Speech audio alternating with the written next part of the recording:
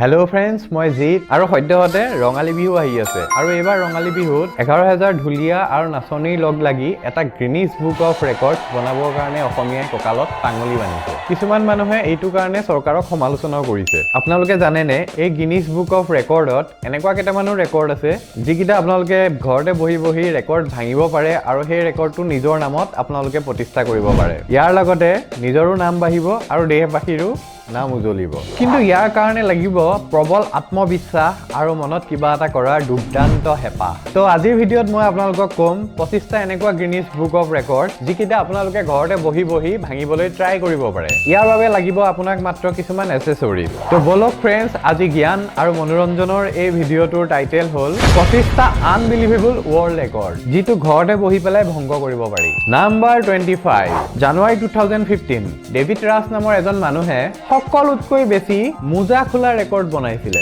হয়তো ডেভিড ভাই বহুত ৰাছ হৈ আছিল। তেওঁ মিনিটত 70 যোৰ মোজা খোলে, তাকো চকুত কাপোৰ বান্ধি। আৰু সেয়া মোজা তেওঁ সেইবিলাক লোকৰ পৰা খুলিছিল যিবিলাক ৰেকৰ্ড চাবৰ কাৰণে সেইখিনি সময়ত জমা হৈছিল। নাম্বাৰ 24, এপ্ৰিল 2014 জাপানৰ কাজুহিৰো ৱাটানাবিয়ে পৃথিৱীৰ সকলোতকৈ দীঘল আৰু থিয় চুলি বনোৱাৰ ৱৰ্ল্ড ৰেকৰ্ড গঢ়িছিল। এই হেয়াৰ ষ্টাইলটো বনাবলৈ চুলিৰ এনেকুৱা এটা অংশ এনেকৈ থিয় কৰা যায় আৰু ইয়াতে তোন কাজুহিৰো ভাইয়ে 4 ফুট দীঘল চুলি থিয় কৰি দিছিলে। আৰু মইতো কেৱল এইটোৱে ভাবি আছো যে ইমানখিনি চুলি থিয় কৰিবৰ কাৰণে কাজুহিৰো ভাইক কিমান কেজি জেলৰ দৰকাৰ হৈছিল। নাম্বাৰ 23, 2019ত এলৱাৰোৱে জোতা ফিটাৰ বান্ধা ৰেকৰ্ডটো ভংগ কৰিছিলে। তেওঁ চকুত কাপোৰ বান্ধি 1 মিনিটত 19 যোৰ জোতাৰ ফিটা তেওঁ বান্ধিছিলে। মোৰ মতে এইটোতো বহুত ইজি হয়, ৰাইট? নাম্বাৰ 22, 2011ত ষ্টিভ জেকবছে একে সময়তে সৰ্বাধিক আণ্ডাৰৱেৰ পিন্ধাৰ ৰেকৰ্ডটো বনাইছিলে। তেওঁ 100টা নহয়, 200টা নহয়, কমপ্লিট 266টা আণ্ডাৰৱেৰ পিন্ধিছিল।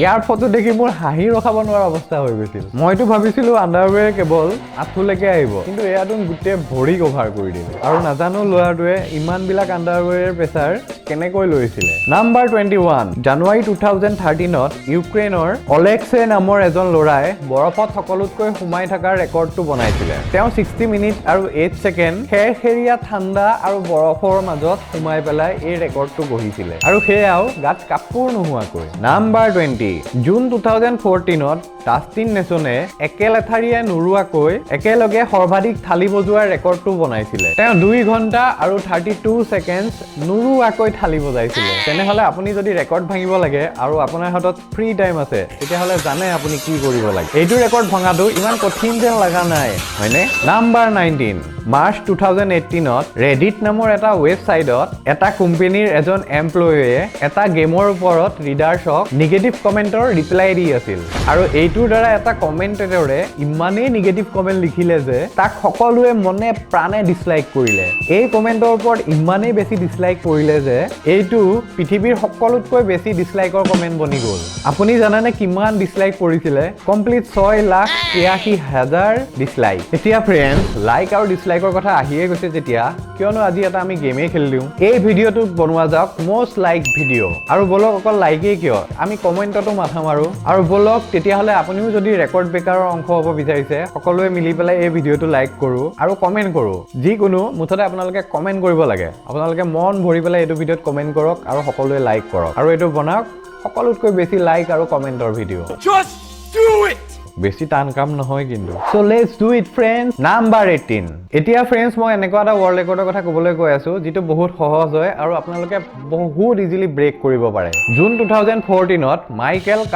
নামৰ এজন ল'ৰাই এটা গোলকক সকলোতকৈ বেছি কোট অফ পেইণ্ট লগোৱাৰ কামটো কৰি ৰেকৰ্ড বনাইছিলে। মাইকেল আৰু তেওঁৰ পত্নীয়ে এই ৰেকৰ্ডটো বনাবলৈ 1977ৰ পৰা কাম ষ্টাৰ্ট কৰি দিছিলে আৰু তেতিয়াৰ পৰা তেওঁলোকে এই গোলকৰ ওপৰত সদায় 2টা কোট পেইণ্ট কৰি আছে। 27 ইয়াৰ্ছ, তেতিয়াৰ পৰা আজিলৈকে 1794টা কোট পেইণ্ট এই গোলকটোৰ ওপৰত লগোৱা গৈছে। হয়নে এইটো কমপ্লিকেটেড? বাট আৰামৰ ৱৰ্ল্ড ৰেকৰ্ড। নাম্বাৰ 17, মাৰ্চ 2019ত জোয়েল ষ্টাচাৰ নামৰ এজন মানুহে নিজৰ নাম গিনিছ বুক অফ ৰেকৰ্ডত অন্তৰ্ভুক্ত কৰিবলৈ নিজৰ দাড়িত 312ডাল ষ্টল লগোৱাৰ ৱৰ্ল্ড ৰেকৰ্ডটো গঢ়িছিল আৰু এইটো তেওঁৰ বাবে কাফি নাছিল সেইকাৰণে তেওঁ সেই বছৰেই খ্ৰীষ্টমাছত আৰু এটা ৱৰ্ল্ড ৰেকৰ্ড বনালে নিজৰ দাড়িত 302টা খ্ৰীষ্টমাছ ডেকৰেশ্যন লগোৱাৰ কিন্তু তেখেতৰ সকলোতকৈ ইম্প্ৰেছিভ ৰেকৰ্ডটো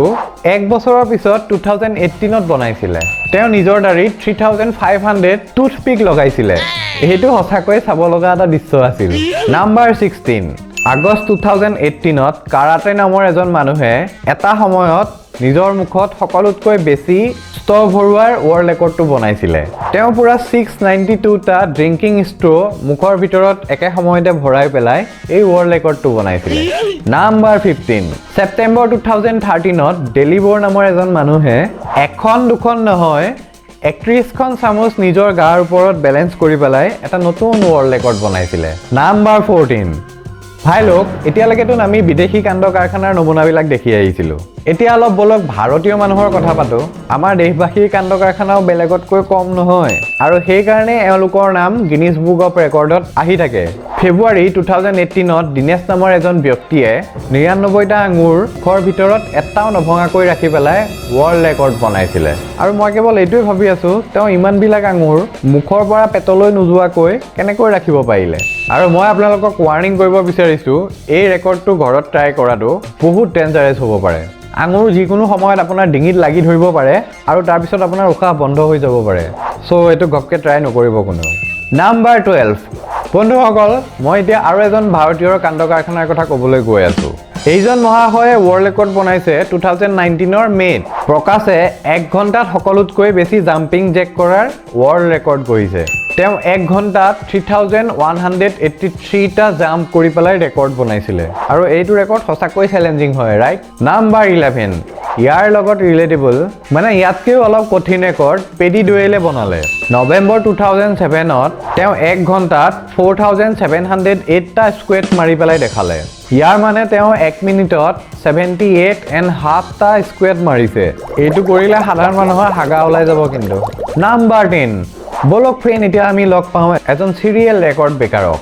তেওঁৰ আহিবলগীয়া দিনত কিবা এটা নহয় কিবা এটা আজব ধৰণৰ ৰেকৰ্ড ব্ৰেক কৰিয়ে থাকে এই মহাশয়জনৰ নাম হ'ল ৰ'কো মাৰিক্ৰিও আৰু ছেপ্টেম্বৰ 2019ত ৰ'কোয়ে নিজৰ মূৰৰ ওপৰত 1700টা কাপ বেলেন্স কৰি পেলাই এটা ৱৰ্ল্ড ৰেকৰ্ড বনাইছিল মাৰ্চ 2019ত এওঁ সকলোতকৈ বেছি ডিজিট পিনাৰ স্পিন কৰা ৰেকৰ্ডো বনাইছিলে সেইটো সময়ত তেওঁ একেলগে 15টা ডিজিট স্পিনাৰ স্পিন কৰি পেলাই দেখাইছিলে নাম্বাৰ 9 জেমছ ৰোলিঙে জানুৱাৰী 2019ত তেওঁ মুখৰ কুৱাৰীত এখন দুখন নহয় একেলগে তেওঁ 11খন চক তেওঁ মুখত বেলেন্স কৰি পেলাই দেখাইছিলে এইজন মহাশয়তোন মুখৰ ওপৰতে গোটেই অফিচটো লৈ পেলাই ঘূৰি ফুৰিব পাৰে কিন্তু জেমছ ভাই ইয়াতে থমকি নৰল তাৰ পিছতো তেওঁ আৰু এটা ৱৰ্ল্ড ৰেকৰ্ড বনালে তেওঁ আকৌ নিজৰ মুখৰ কুৱাৰীত এটা লোন মুৱাৰক 13 মিনিটছ এণ্ড 7 ছেকেণ্ডৰ কাৰণে মুখ বেলেন্স কৰি পেলাই দেখাইছিলে নাম্বাৰ 8 এতিয়া বন্ধুসকল তোমালোকে 1 মিনিটত কিমানটা হাত চাপৰি মাৰিব পাৰা ভাই মইতো এইটোন কেতিয়াও হিচাপ কৰিবলৈ ট্ৰাই কৰা নাই আৰু সেই কাৰণে মই তোমালোকক সুধি আছো মোৰ ধাৰণা আপোনালোকৰ মতেও চাগে 100 150 বা max to max professional player হয় যদি 5-6টা হাত চাপৰি বজাব পাৰিব কিন্তু এই ৰেকৰ্ডৰ হিচাপ ইয়াতকৈও দুগুণ হয় ফেব্ৰুৱাৰী 2018ত আলী বাসাত নামৰ এজন মানুহে 1 মিনিটত 1103 বাৰ হাত চাপৰি মৰাৰ বিশ্ব অভিলেখ গঢ়িছিল আপোনালোকৰ কোনোবাইও এইটো ৰেকৰ্ড ব্ৰেক কৰিবলৈ ট্ৰাই কৰিব পাৰে নাম্বাৰ 7 2017ৰ ছেপ্টেম্বৰত জেমছ চাইমন নামৰ এজন মানুহে কষ্টিউম চেঞ্জ কৰাৰ ৱৰ্ল্ড ৰেকৰ্ডটো গঢ়িছিলে তেওঁ 8 ঘণ্টাত সকলোতকৈ বেছি কষ্টিউম চেঞ্জ কৰাৰ ৱৰ্ল্ড ৰেকৰ্ডটো বনাইছিলে এইটো টাইমত তেওঁ কাপোৰ সলাইছিল 178 টাইমছ আৰু একুৰেট টাইমটো হ'ল 7 ঘণ্টা 25 মিনিট জন ভাইটোন মহিলাকো বহুত পিছ পেলাই থৈ গুচি গ'ল brother proud to have you number 6 October 2013ত এৰিক লাইনবেকে 24 ঘণ্টাত সকলোতকৈ বেছি ৰুবিক কিউব ছল্ভ কৰাৰ ৱৰ্ল্ড ৰেকৰ্ডটো গঢ়িছিল তেওঁ নন ষ্টপ কাম কৰি